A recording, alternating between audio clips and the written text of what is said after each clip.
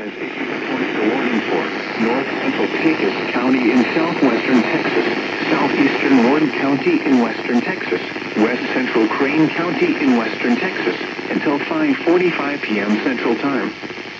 At 4:57 p.m. Central Time, a severe thunderstorm capable of producing a tornado was located 11 miles southwest of Grand Falls, or 23 miles north of Fort Stockton, moving east at 20 miles an hour.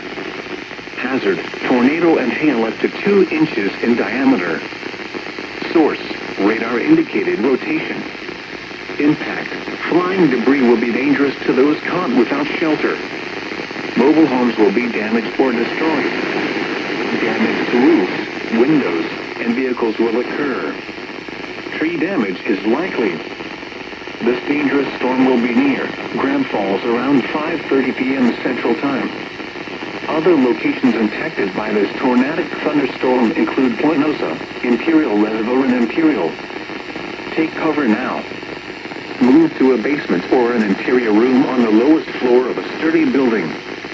Avoid windows. If you are outdoors, in a mobile home, or in a vehicle, move to the closest substantial shelter and protect yourself from flying debris.